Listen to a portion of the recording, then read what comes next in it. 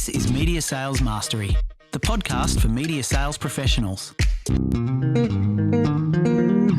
In each episode, we bring you information, insights, and ideas from some of the industry's top thought leaders. Connect with us to help pick the topic and guide the show. This is Media Sales Mastery, the podcast for media sales professionals. I am your host, Jamie Wood. Our topic today, moving the market. So, okay, bit vague. What exactly do I mean by moving the market? Well, media markets around the world have predefined structures, processes, and ways of transacting, right? There is a tension that exists, however, and that is that media audiences are constantly changing their consumption preferences and habits. As a result of these audience shifts, a lot of publishers are innovating, they're diversifying, they're future-proofing their businesses, mainly to hold these audiences, but also to capture new ones. No one is really immune too. One of the things that's really interesting just broadly, like TV is moving to trading across screens, radio is moving to trading across audio, print is moving to digital or a hybrid. And I actually unpack a little bit around some of the things I heard about the Market Herald based over in Perth and what they were potentially looking to do, which is really unique and interesting. Even out of home, which is an industry I've just spent the last 3 years in, they're looking to digitize, they're looking to trade in a very different way than just the historical format or location-based buying. The problem, this innovation, all of this stuff, it's great, but it can often be at odds with the way that the advertising market likes to plan and buy, likes to measure, likes to analyze their campaigns. Our guest today, Nick Randall, he is a returning guest. He has done, I think, one other episode, although I'd love to have him on more often. I'm sure I will in the future. I'm going to let him talk all about his background, his experience, and what he's currently doing. He's got his finger in a lot of pies, but all of them have a lot of relevance and utility for this particular topic of moving the market. So really excited to get into it now. The first five. Nick, welcome back to the show. Thank you for having me back. It's good to be here. It's been a long time. I'm impressed that you are battling through your second bout of COVID and you've still made time to be with us here today, mate. So that means a lot to me, mate. I do really appreciate it, and hopefully you're on the back end of that. Woody, it's an absolute pleasure, and I wouldn't miss this for the world. This is one of my favourite podcasts. Oh, good to hear. Well, that's a good segue, actually. Tell us a bit about yourself. You're no stranger to the world of podcasting. Tell us a bit about yourself, your background, and your current roles that you occupy. I do a kind of mixed bag of roles, right? So my background originally was banking, then a long time in media, and then some startups. And now I work full-time for Impact, which is a partnership automation technology. So my role is I'm the VP of Customer Growth for the APAC region. So if you're not familiar with Impact, it's class-leading technology that is changing the way partnerships are discovered, automated, paid, the whole lot, right? And so I have a team in Sydney that I work with, a team in Southeast Asia, and a team in China. And essentially, customer growth is not so much to do with the sales team. Once sales and marketing have passed the customer through, our job is to partner with that customer and ensure that they're not only using the tech to its full capability, but actually growing. So we work right alongside our publishing team, so the connections that brands are making in a publishers, and that can be anything from your traditional affiliate or brand to brand. It could be in-app podcasts, and now we're doing more and more work with influencer marketing. So that's my full-time gig. I'm also one of the founders of Ranieri & Co., which is a podcast content creation company. We also do some monetization of some independents. And more recently, I'm a director of Authentic Leaders Group, which is a leadership training and company kind of culture, advisory. So, yeah, I've got a bit on. You do, and you actually were a guest. This is kind of funny reflecting on, well, it's not funny, but it's just interesting point. The first podcast you and I did together was face-to-face down in Melbourne, and I remember you even mentioned it on the podcast. You said we're about to embark on a big on a big thing, Woody. So it's great to have you back on, mate. And I thought this would be an interesting topic to dive into with you specifically. It's sort of a bit of a follow-on from this last podcast topic we did of launching a new product to market. And this very much feels like an extension of that, or still in that realm, which is very much a sweet spot of yours. So this idea of moving the market, I've done a bit of what I think it is in my intro, but what's your interpretation of this kind of philosophy? What does it look like, specifically within a sales organization? Great question and a great topic to discuss.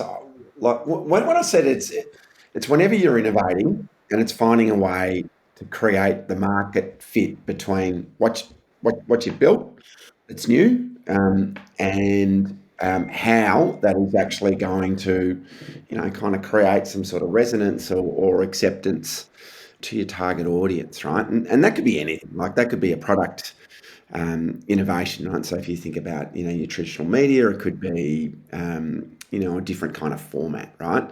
You look at in your world, in out of home, it's which is just seems to be just evolving right before our eyes. It is that that rapid shift to digital and use of data, right? In what was a format that was you think it's pretty large, part of your life every single day. Australians just love got a real love of cars, but you can see just the changes that's happening in that, and I can sense that, like that gap between what you've created and what the actual market wants. That's what I see as moving the market. I think it's a great way to set it up, and you're absolutely right, mate. Like it's very much that product market fit, and I think that's the area where what I'm seeing is a lot of wasted time and a lot of wasted effort, where people are spinning their wheels, or even worse is people actually start to abandon certain initiatives or products or propositions that they're taking out like a little too early. Like right as they're about to bed in and get a bit of traction, you start to see the media sales professional kind of burn out on their own work and start to look for something new and different to revitalize themselves. So let's jump into the main topic, Media Sales Mastery. because I want to talk about educating on new products. Can you talk a bit more about, the creation of a new media platform or product or proposition? How does a media sales professional ensure that when they go to market with this, they set themselves up for success? Like what does at a very broad level, what does a strong go-to-market strategy look like in this arena? Yeah, I see Impact do this incredibly well, right? And so as an organisation, just deep within their DNA is continuous innovation, right? And just a little bit of a story about Impact, right? Like the founders, they started Commission Junction way back, right? And that was big in the heavy affiliates. And after they sold that, their thinking and their I guess their vision was to create technology that partnered with whatever new media came along. Now, whether that was traditional affiliates, right, and the iterations that happened within there, but also things like influencers, right, or podcasts, whatever.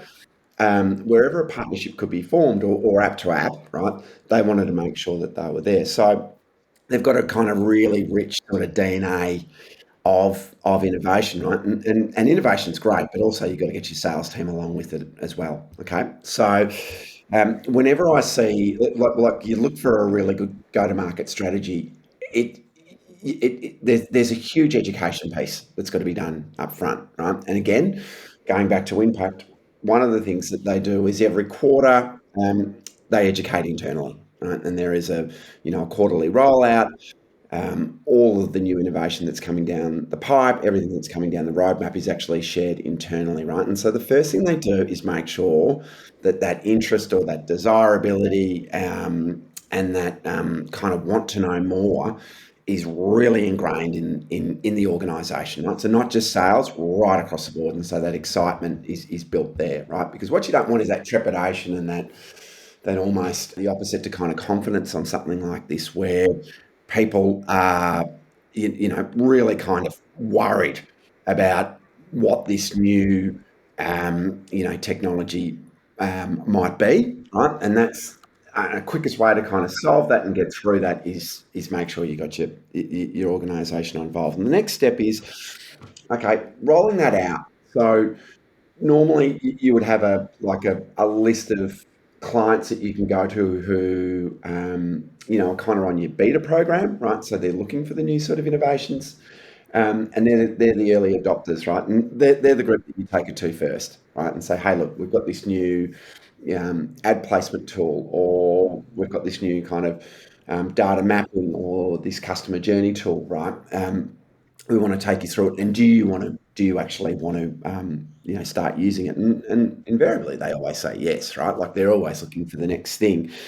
Then straight off the back of that, case studies, testimonials, so you can inform the broader, I guess, the belly of your customer group, right? And then you market the hell out of it, right? Like where are the target audience? Kind of listening, watching, who's influential, and then you set it out through those channels. So the thing about new products, I think where you do see some trepidation from the market is there are some predefined ways of measuring and evaluating and buying media. And often when you're trying to bring a new proposition, something that's quite, out on the frontiers of innovation, it can kind of be at odds with the way the market likes to plan and buy. Mm. Which inertia is not really the word for it here. It's more like you're basically trying to create a new currency, or actually expect your partners to create a new way of measuring and evaluating, or a new philosophy as to how they plan and buy. Tough one. How do you approach those types of conversations? Look, it's incredibly tough, right? The simple answer is constant repetition, right? And I think over time, once people are and familiar and knowledgeable in the new kind of measurement, or the new kind of way, or the new argument, whatever it might be, pretty quickly that's when trust and credibility will follow. I remember way back in 2016 when I was working at Wooshka, and we would go out, and Corey Layton and I would go out and see the agencies, and we would talk about how to plan and buy podcasting, right? And back then you couldn't buy on a, like you couldn't plug in 2539, males who were into adventure sports or anything like that, right? There was no kind of audience targeting that way. And we would go out and we'd talk, and our argument was along the lines of, well, it's more about the format, more about the genre, right? You buy based on genre. And we would say, look, if you're into technology, for example, you might be, a 22-year-old female studying data science at RMIT or Melbourne University. You could also be a 40-year-old, chief technology officer at a bank or something like that. You're both into technology, but you're very, your demographics are actually quite distinct. And that took so long, right? Like agency after agency would say, yeah, but we need to see the reach and frequency. But over time, once again, getting back to that go-to-market strategy, once you had some early adopters, and we did a number of free campaigns to begin with, and I think our first one was Uber, and then we did Uber Eats. And when we're able to actually take out those brands and say, hey, look, these brands are investing in podcasts and they're getting great results, right? Like once that magic word of results, you can confidently say that, then you'll find you'll get that interest. Yeah, I think there's no better example of that than looking at the audience data on this podcast, mate. Like, there's no clearly defined demographic Mm. for this. It's very vast and very broad, because it's, typically, I think the genre, I guess if you call this a genre, like, you've got a really interesting layer of targeting, but it's just very different to how, say, traditional audio was planned and bought, which was usually on demographics. So I imagine that's across the board. Like, one of the other things, though, that's really interesting talking about is like migrating advertising spends. And so, like, I think in podcasting, for example, I would imagine the strategy early on might have been, where's this budget actually coming from? Yeah. I'm coming and asking the client to put an additional format on their plan. Am I selling this as a complement to what they do in radio? Am I asking them to move money from a PR budget? Is this a brand or a tactical exercise?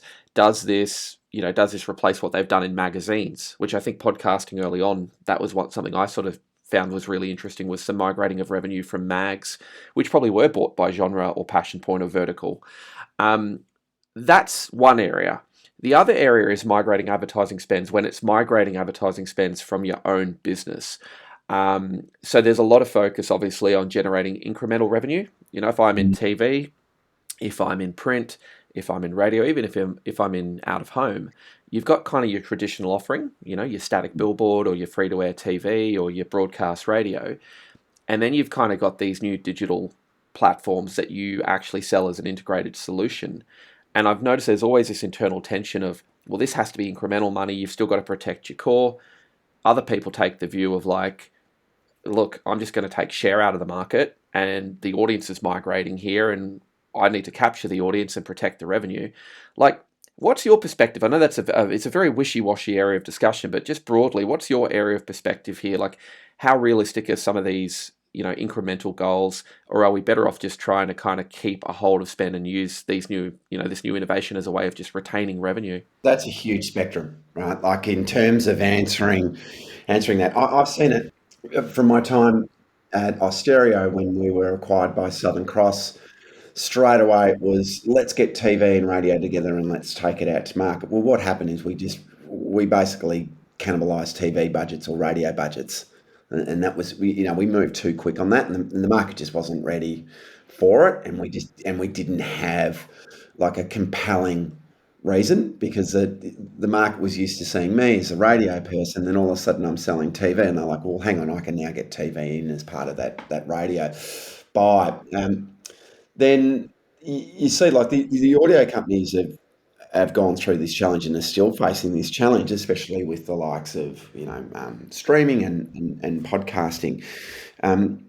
How do they actually grow, share, or how do they actually cross over into another media and take revenue off that, right? And so you look at, say, your radio networks who have now got podcasts, like where are they? Are they actually growing kind of the total audio revenue, and are they taking it from digital, or are they taking it from TV? I tend to think it grew, like as a medium, audio grew somewhat, but now I think they're all kind of fighting, each other for that market share. But it's a scary proposition, right? Because you know that you have to innovate, right? And so at some point that there is going to be a point of cannibalization, right? Like that's going to happen. And you think, well, I'm moving, money from one business unit to the next. One's suffering, one's gaining. However, if you don't do it, and you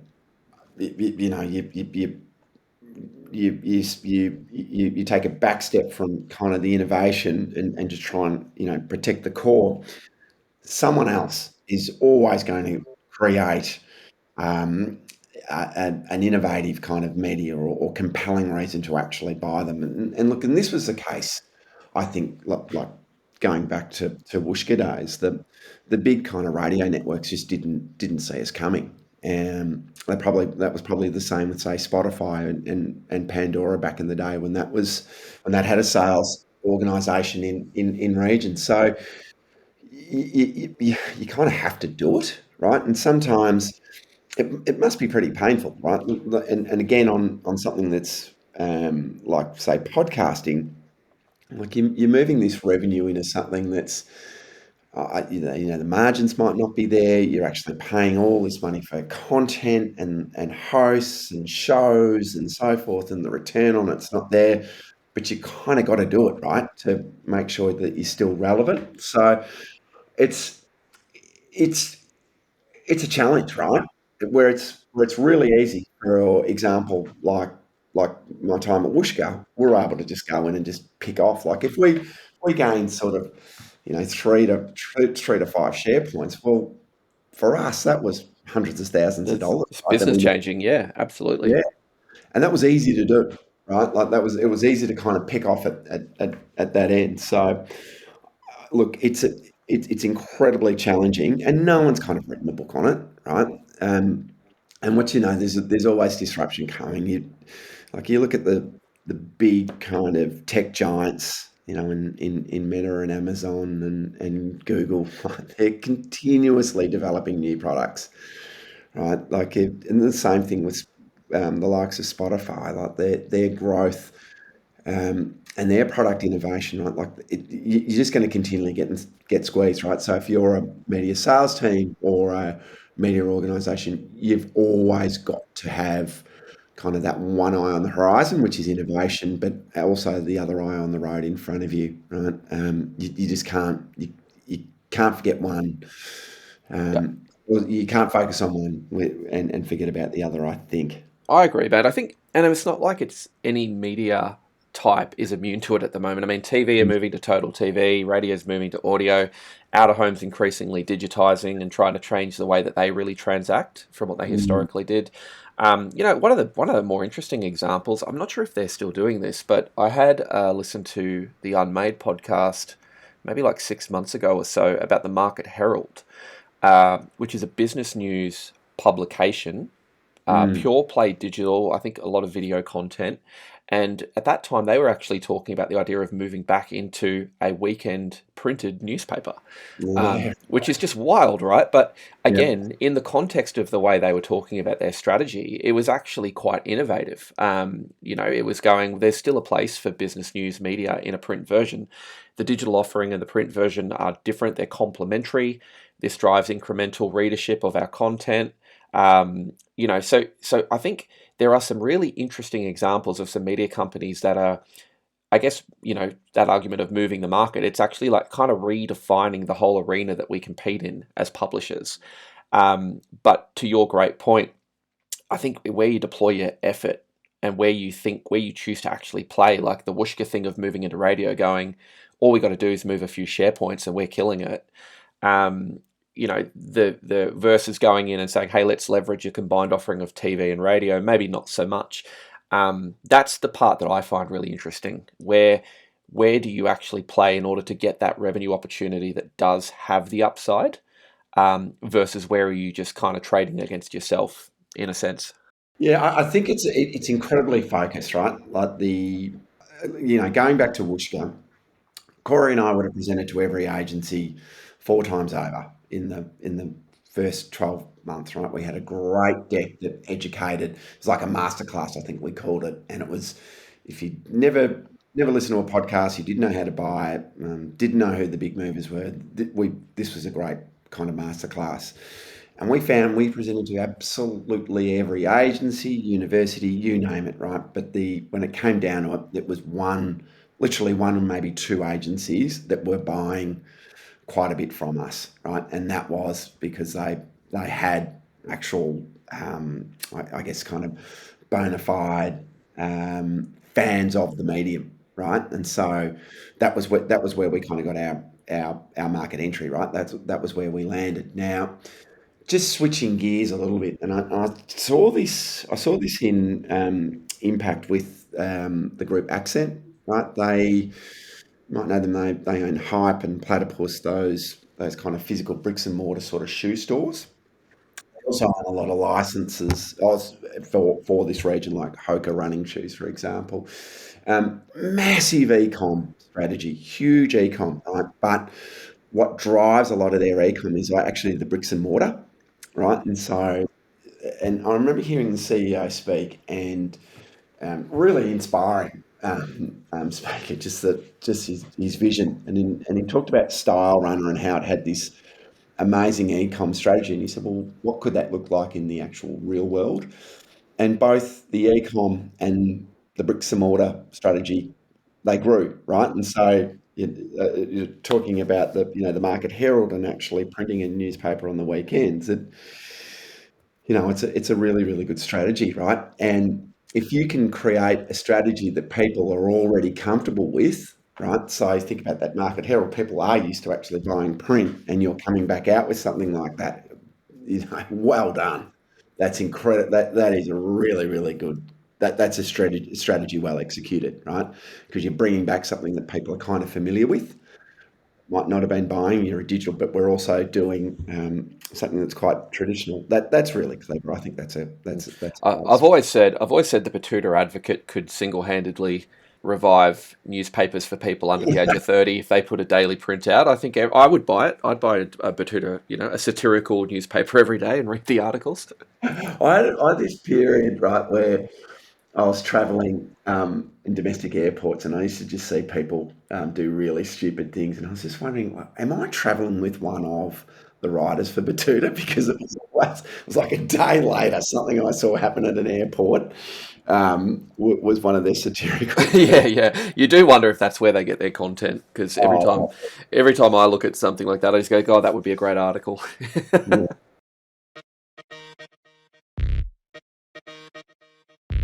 Hey, this is Jamie. Thank you for listening to this podcast with Nick Randall, all about moving the market.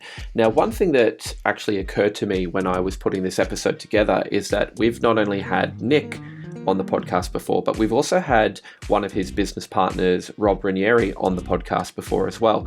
These guys are the founders. There is an amazing podcast company based out of Melbourne called Ranieri and Co.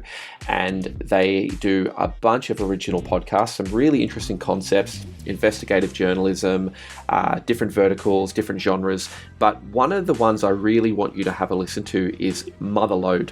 I'm going to give you the podcast trailer right now so you can get a bit of a feel for what it's all about. From Ranieri and Co., this is Motherload.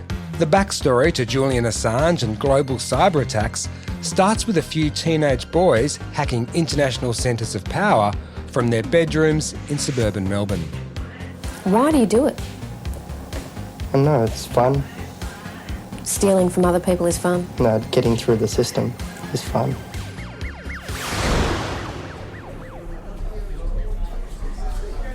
Yeah, I took him down to Northcote Police Station, and every badass copper in Melbourne came in to have a few whacks at him.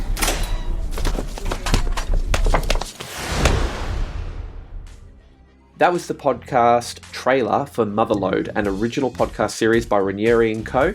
Check it out, look it up anywhere you get your podcasts. It is a fantastic piece of content. It's some of the best production value, some of the best investigative journalism of a podcast I've heard anywhere.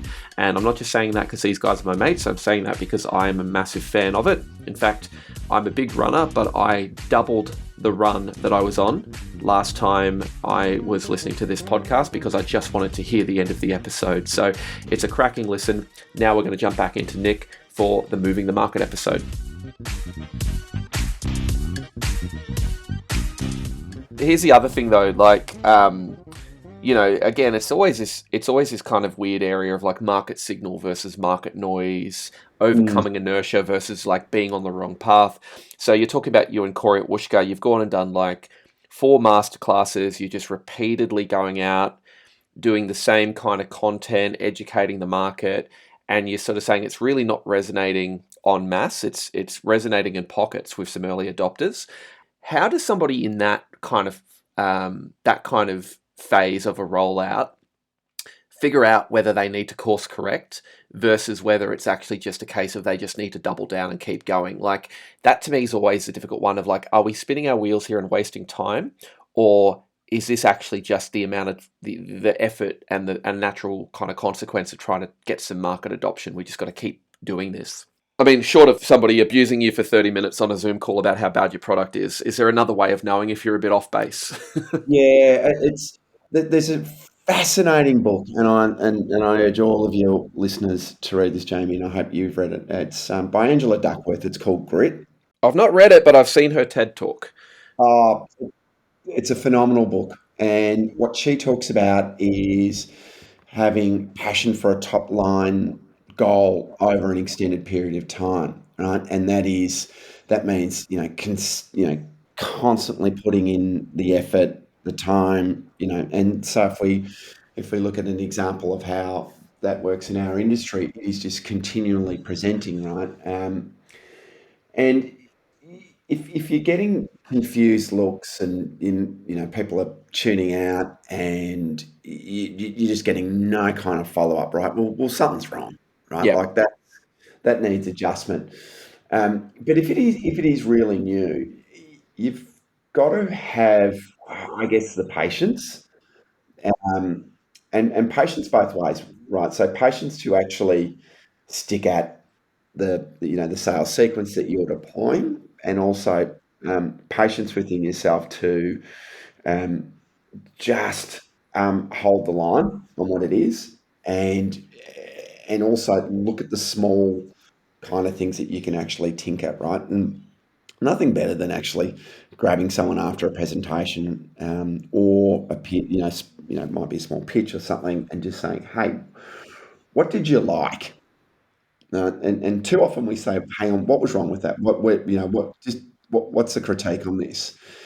You'll get that. Oh, look, we couldn't really see how we could evaluate it. We couldn't really, like we're trained to go to that constructive feedback all of the time. It's just the way we're wired as humans, right? But if you actually ask someone, "Hey, what popped? Well, like what out of this could you see was magnetic, or would be worthy of you actually taking to a client, or right, or really interested you?"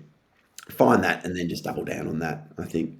But it's hard. Like what back to the time at Wooshka, and even with Ranieri and Co. Man, you do some presentations, right? Like you would for days. Corey and I would do Sunday. Like we would fly to Sydney. We'd get the Sky Bus. We'd be on Tiger on a $90 flight, which often it didn't take off. Startup life. And we would present probably 5, 6 times during a day, and then jump on the plane home. And the first few times you do it, you'd go, "Great, the next day the orders are going to come rolling in." Well, you might get someone saying, "Hey, look, my brother-in-law is doing a podcast. Can you give them an hour of your time and give them some coaching?" You're like, "Well, that's not going to pay the bills." Yeah. So that back to that point of that, just that patience, right? Of just sticking at it, and also that patience to tinker, right? To just, rather than throw it all out, just to make those minor adjustments and keep going. I love that. I mean, look, I could watch Corey Layton present the same deck back to back 10 times in a row and really enjoy it. But I could imagine from his perspective, that would be from both your perspective, that would be pretty exhausting. But everyone knows that when you're delivering a presentation, like if you've got a great room, you hit flow straight away, and Exactly. Yeah. you're engaging, and you're actually getting the energy back. There is nothing worse than you've got a room. Like how many times you present like the kind of creative content side of podcasts, and you'd be in a room and 90% of them were kind of performance media buyers, and they're going, this just isn't landing. And that's when it's tough and grueling, but you've got to keep doing it, right? And you've got to be interested, not interesting. You know what I mean? Like you've got to Absolutely. Yeah. find those pockets of opportunities, and really kind of double down on those and really expand those, I think there are things you can do to, I'm not going to say manufacture the flow in the room, but there are definitely things you can do to set the odds up for yourself that you're going to have a better presentation. Like I used to always talk about this idea with my guys of creating a bit of a coalition of people that are already on the inside before they come in the room. Like the people that you go, "Hey, listen, I would just really appreciate your opinion, your support in the room. Maybe have a question ready to go. I know there's something you like about it. I think you've got a bit of influence in this room, and I think it would be great to have you contribute." Like nobody's going to take that the wrong way. They're going to go, "Yeah, absolutely. Like feel really emboldened to speak up in the room. Let's create a bit of a dialogue." I think that kind of stuff sometimes can really set yourself up, particularly when it's a new proposition, and also like leaning into the tough convos. Like if you've got a room of performance media people there that have a very different angle that they're analyzing with, like being able to put a bit of slack into the agenda and not being afraid to abandon the last 5 or 6 slides on content and just throw some questions out on the fly. I'm not saying that stuff's easy by the way, but I think these are the types of things when you're taking a new thing out to market. Often it's like there are those elephants in the room, and sometimes being able to really kind of create a situation where you can extract that out and get those kind of conversations happening. At least it's a productive discussion you have, rather than I've just burnt through 20 slides of the same pitch deck I've taken to everybody. It's like, at least we made a little bit of ground there with those performance guys. I think they at least started to come around to this way of thinking by the end. Was that a productive meeting? Yeah, it was. Let's go back and revisit, but let's tweak it a bit more next time. Yeah. Firstly, your idea on finding some coaches in the room and getting to them first, that's a really, really good idea. I wish I had done that. So if I could go back in time, I'd tell myself and a much younger Corey Layton, maybe we should set some people up in the room. That would have been really handy. Yeah. It's like when it's question time for a poly, and then one of the reporters throws a real softball question at them. Yeah, that's a great idea. So we used to talk about that back in my sales days in early Austereo. Find the coach within the organisation. Find someone that will actually have that kind of influence and that ability to go to the decision maker, and more importantly, know what the decision metrics are and give that to you. Right, and they're always called the coach. And we were trained to actually seek them out and do that. So yeah, that is a really good strategy. One of the things I just picked up on, when you're burning through the kind of 25 slides, having the confidence to actually pull it up and go, this actually isn't resonating, so I'm going to stop it here, and I'm going to try and engage the room. I mean, like it's smart and it sounds like the thing to do. That's incredibly hard, right? That's incredibly kind of gutsy and courageous to be able to go, hang on, this isn't resonating. I'm just going to stop for a second and just say to the room, hey guys, I don't think this is landing. Why don't we pull it up here? What are some questions, right? Now that's in a presentation room, but also to be able to do that in your day-to-day interactions, because what we're talking about here is kind of moving the market. So we're probably going to, when you're talking innovation, etc. If it's got all of the metrics around it, it's got all the justifications and etc. Well, that's not innovation, right? Innovation's going to look a bit scary. It's going to potentially look quite clumsy. It's not going to be easy to buy, etc. Right? And kind of knowing that and being okay with that, because if it's justified and easy to put on a plan, well, it's not innovative. And then look, finally on that, find the agencies and just find the brands or the marketers within those companies that are actually up for some innovation. I have seen innovation backfire when people have taken too big a risk, right? And I remember I'm trying to think what the original Smooth FM was. It was called Vega. Vega. Or Classic Rock. Yeah. It was both of those. Yeah, I think it was Vega. And someone I remember it was back when I was a rep, and I lost out on this buy. It was a Cadbury buy. It was actually quite a lot of money. Like it was like $150,000, $200,000, right? So, in these kind of days, it'd be like $2 million. Really old. I remember speaking to this media buyer, and they were like, "No, we're gonna put it all in a Vega, right?" And it was like, "Well, that's a big risk. That's kind of a dumb risk." It didn't work and it failed, right? So you want to have some kind of level of rollback, right? You wouldn't want to be investing 100% of your budget, but but that's the thing with innovation. It's not going to have a stack of metrics behind it. See, I think that's a really good point, mate, because the last kind of question I had for you on this topic was, the market definitely pays a lot of lip service to wanting innovation, right? And there's always a level of receptivity from certain brands to have that chat, particularly if they're looking at that innovation through the prism of this could give us a competitive edge, or this could help us outmaneuver the other players in our category. So broadly speaking, the market do see innovation as a good thing. There's obviously that kind of need to be able to access those audiences, and particularly increasingly about being able to access mass audiences. But there's always this sort of predefined way of working. These pre-established structures of planning and buying media, and these big, massive machines.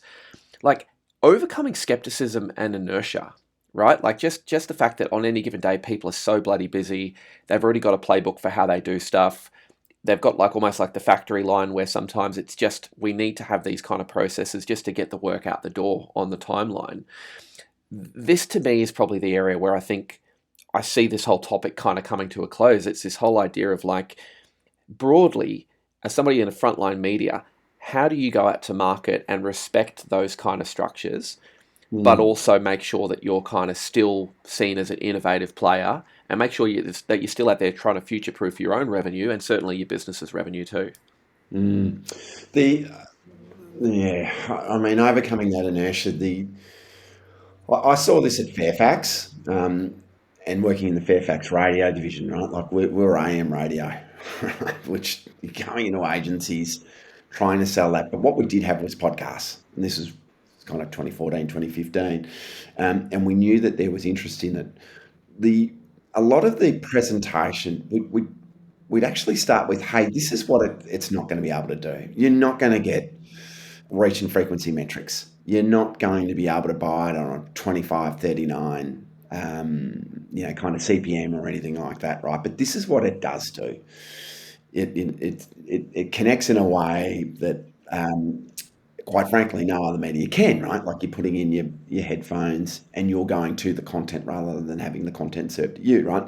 Once you sort of got through that, you kind of tick that off, right? You took that off the table, right? Immediately, and I urge media sellers to actually think that way. Like, what doesn't it do? Be open and transparent with that, right? Straight away. And then get to, you'll learn yourself a lot more credibility if you can say, hey, these are the shortcomings of this innovation in terms of measurement, whatever it might be, but this is the power of it, right? And get people excited about what the future looks like. The other thing too, and this is a big mistake that a lot of salespeople have made, including me, right? And I used to do this a lot. I would talk people to death about a product, right? Like the moment I would open my mouth, I just couldn't stop it, right? And it would be, I would just sell so hard. And it wasn't until I started taking a back step and thinking, well, actually, what's important to the agency? What's important to the brand? Kind of what are they dealing with? So you said that they've got, they're big machines, right? They're time poor, right? They've got output is absolutely critical, right? Like understand it from their current situation, right? And really put yourself in their shoes, right? So you go, right, okay, so this is where we're now. And where do they want to be? And they'll also, well, look, we do want to innovate. We do want to, be in touch with mediums or ideas or opportunities that are actually, kind of game changing. But starting with what were they facing in their day to day? Like where are they now? Where do they want to be? What's the gap between that? And how would they measure it, right? And so, in the example of say podcasting and with Ranieri and Co, like the teams would say to us, well, we get it that podcasting is it's new, you're moving a lot of audience, right? But this is how we buy, right? Like we're given this amount of budget and literally we push it out to the networks, and we get the ideas back, and normally we split the share based on ideas and kind of the value levels that are provided back, right? But we want innovative ideas, and we said, well, look, Robbie and I would then tailor something and go, okay, look, Nab, you're coming up with your new brand strategy. You're going to be doing a lot of audio. What if we actually created a turnkey solution that would actually bolt on the back of your media buy with Nova, Southern Cross, and ARN, right? Like it's a small amount. It's 2% of the share, right? But it's really innovative. We're going to use these particular hosts. These are some really big kind of lifestyle and aspirational type content, right? And this is how we'll actually give you the measurement that will be in line with what you're already buying.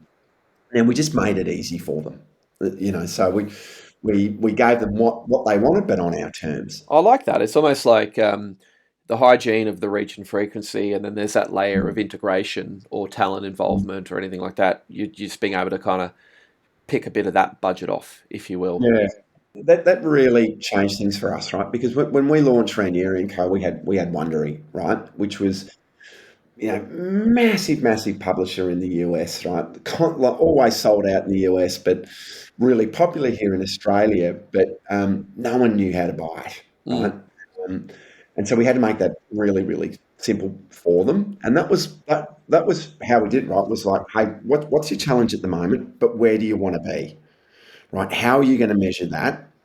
Right, and why is this important? And if you actually can do that innovation piece, what's kind of the payoff for you? And then talk about what we offer, right? So here's what we do, here's how we're different, and here's how we've worked with similar brands, right? And that was kind of a really good sales sequence, rather than coming out and going, hey, our content, we reach 2 million unique Australians every month. They listen to us 4 or 5 times, right? All once, like, they're really powerful stats and stuff, but they're going over the media planner and buyer's heads, right? Because they're going, hang on, I've got to split this budget. I've got to hit these buying parameters. I've got to, I've got someone sick on my team. Someone's out on holiday, right? Like, I've got all of these pressures, and I've just got to deliver a huge amount of reach and frequency. I've got to know it's going to land, but I've also got to show some innovation. Do you know what I mean? So Yeah, rather than yeah, trying yeah. and that was a great way. Hey, we can be that innovation play for you, right?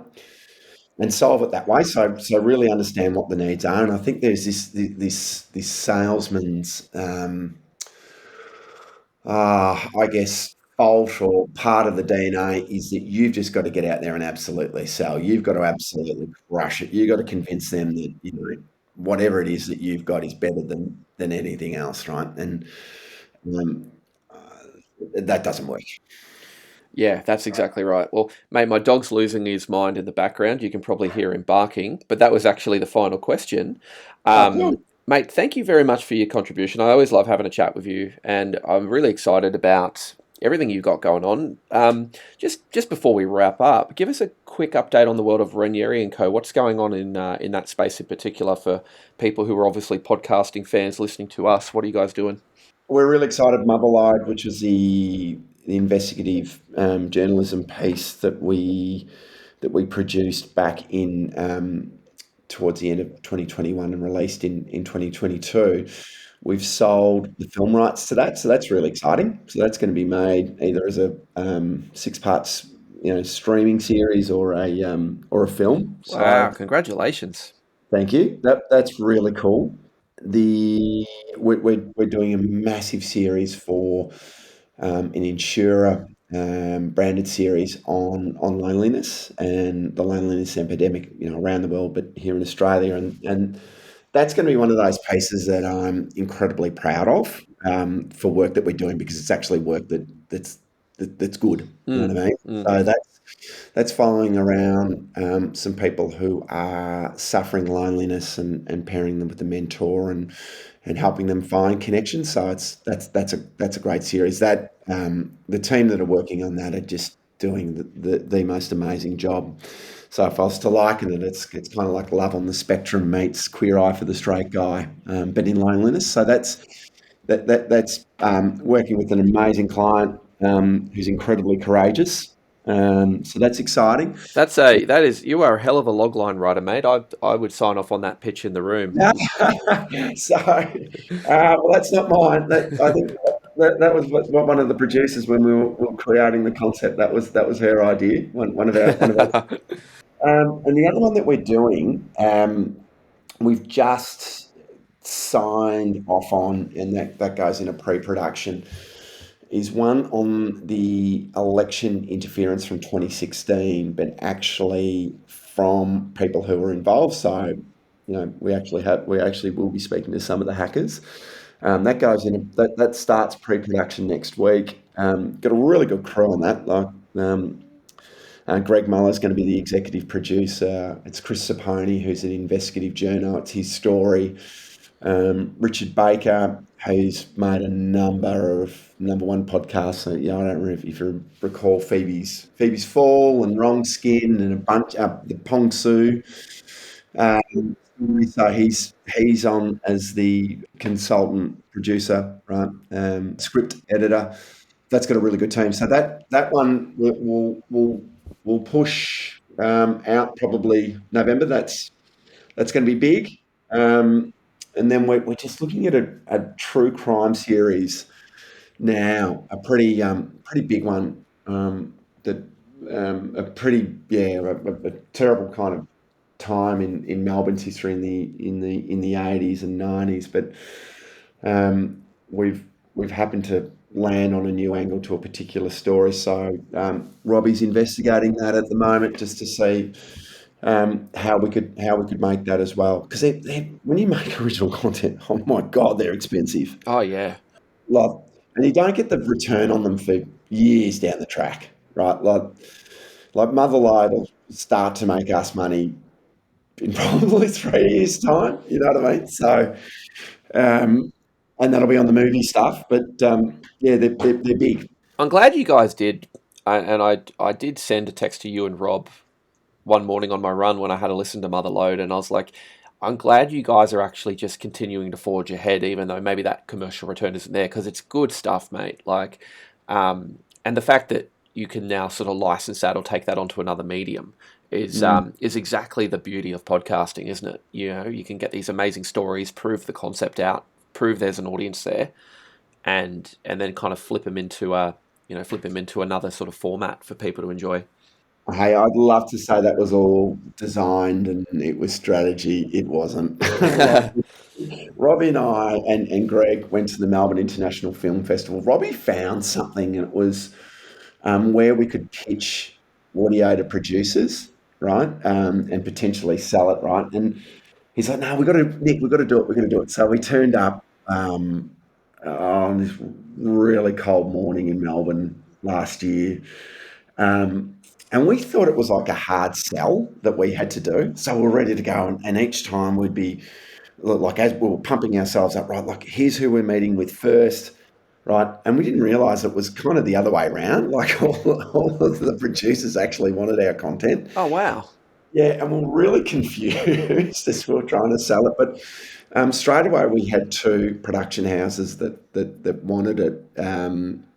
And that was like, we learnt so much. And one of the things that we did all along, whenever we would deal with someone, we actually would say up front, hey, we are novices at this. We are really new. If we say something that is offensive or is not, kosher with how all this works, can you please tell us so that we don't do it with the next group? Oh, I love that.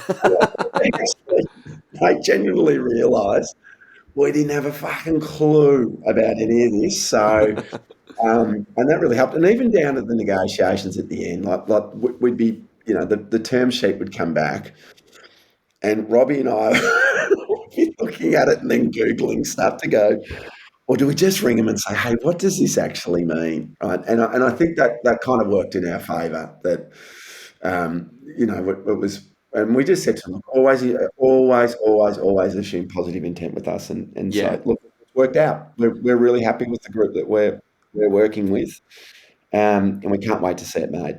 Mate, that sounds really exciting. Well, I'm going to link those podcasts, or even just your channel, in the show notes here so people can go and have a listen. And as always, man, just thank you so much for contributing. I just always love jumping on and having a chat and hearing your insights. And we'll definitely get you back soon. But in the meantime, mate, go and recover from that second round of bloody COVID. My pleasure. Thank you, Woody. And God, it's a good podcast, mate. Like, you're an absolute enthusiast for the whole industry, right? And we need more people like you, mate. Well, thank you, mate. Much like yourself, I certainly haven't seen any commercial gain from this, so I appreciate the kudos and the feedback. Good stuff, mate. Good on you, mate. Cheers.